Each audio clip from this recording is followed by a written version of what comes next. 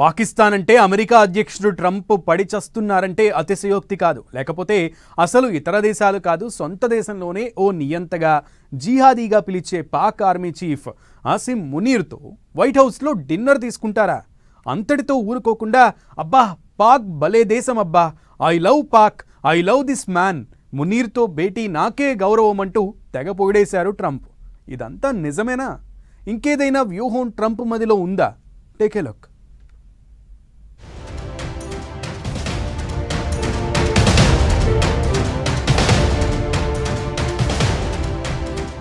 పాక్ అంటే పడి చస్తోన్న ట్రంప్,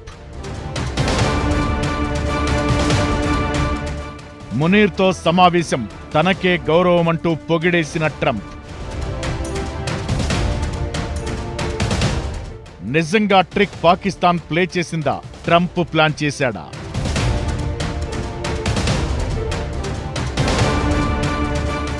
ఎవరి వలలో ఎవరు పడ్డారు?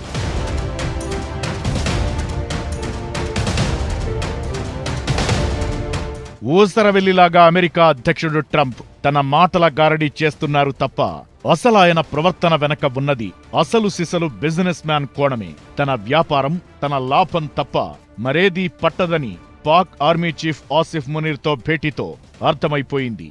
లేకపోతే పాకిస్తాన్లోనే ఆసిఫ్ మునీర్ని జిహాదీ అని, నియంత అని వ్యతిరేకిస్తుంటే ఈయన మాత్రం I love Pak, lovable person Munir అంటూ పొగడటంలో అర్థమేంటి? మరోవైపు ఆపరేషన్ సింధూర్తో చావు దెబ్బతిని బెక్కచచ్చిపోయిన పాకిస్తాన్ తనకు అగ్రరాజ్యం అండాదండా దొరికాయని మురిసిపోవచ్చు. కాని అసలు నిజం వేరు. ట్రంప్ ఏం చేసినా ప్రతిదానికి లెక్క ఉంటుంది, లెక్కే ఉంటుంది.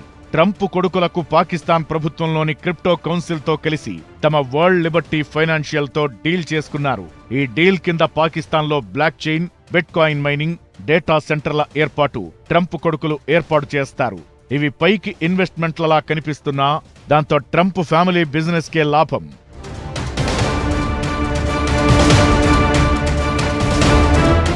మరోవైపు దక్షిణాసియాలో అమెరికాకి ఏ దేశం అంత సన్నిహితం కాదు, అలాగని శత్రువు కాదు. ఈ క్రమంలో భారత్తో క్లోజ్నెస్ కోసం ట్రై చేశారు. కానీ అమెరికా ఆశించినట్లుగా భారత్ ఎప్పటికీ నడుచుకోదు. కొన్ని విషయాల్లో అమెరికాతో ఏకీభవించిన ప్రతి సందర్భంలో భారత్ అమెరికాకి మద్దతివ్వదు. ఇది చాలా సందర్భాల్లో రుజువైంది. అందుకే తామేది చెబితే అది బుద్ధిలేని గొర్రెలా తలూపే పాకిస్తాన్ అయితే తమ పబ్బం గడుపుకోవచ్చనేది అమెరికా ప్లాన్. సందట్లో సడేమియాలా తన పని కూడా కానిచ్చుకోవచ్చనేది ట్రంప్ ప్లాన్.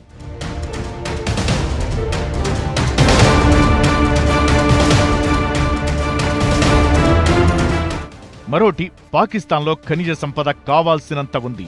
దాన్ని తవ్వుకునే స్తోమత పాక్కి లేదు. తాంబేరు, బంగారం, లిథియం వంటి ఖనిజాలు కావలసినంత ఉన్నా, అన్నీ ఉన్న అల్లుడి నోట్లో శని ఉన్నట్లుగా ఆ దేశపు పాలసీలు, పాలసీ మేకర్ల నిర్వాకం ఎప్పుడూ కుట్రలపైనే తప్ప సొంతంగా ఆర్థిక వ్యవస్థని మెరుగుపరచడంపై లేదు. అందుకే రేర్ ఎర్త్ మెటల్స్, అరుదైన లోహాలపై ప్రపంచ దేశాల్లో అవసరాలు పెరుగుతున్నాయి. ఈ క్రమంలోనే పాకిస్తాన్ను తమ గుప్పెట్లో పెట్టుకుని ఈ ఖనిజాలను కూడా అమెరికా తరలించుకుపోవచ్చు. ఇదే ట్రంప్ పాక్ అంటే పడి చచ్చేందుకు దోహదపడుతున్నాయి. ఈ కారణాలే కాకుండా ఇరాన్పై దాడి చేయాలంటే ఆ పక్కనున్న పాకిస్తాన్ సాయం చాలా అవసరం. అమెరికా నేడో రేపో ఇరాన్పై యుద్ధానికి సన్నద్ధమైపోయింది. ఈ నేపథ్యంలో ఆ దేశంతో అత్యధికంగా 909 కిలోమీటర్ల సరిహద్దును పంచుకుంటున్న పాక్ సహకారం అవసరం. యుద్ధ సమయంలో టెహ్రాన్లోని సమాచారం సేకరించడానికి, లాజిస్టిక్స్ అవసరాలు తీర్చడం, ఆ దేశంపై దాడికి వాయుసేన స్థావరాలు అమెరికాకు చాలా అవసరం. ఇప్పటికే ఇస్లామాబాద్కు చెందిన నూర్ఖాన్ ఎయిర్ బేస్ వంటి వాటిని అమెరికా అనధికారికంగా వాడుకుంటోందనే టాక్ ఉండనే ఉంది. ఈ నేపథ్యంలోనే పాకిస్తాన్ ట్రంప్కి ఫేవరెట్ కంట్రీ అయిపోయింది. ఈ అభిమానం మరో లాదెన్ పుట్టే వరకు కొనసాగుతుందనడంలో సందేహమే లేదు.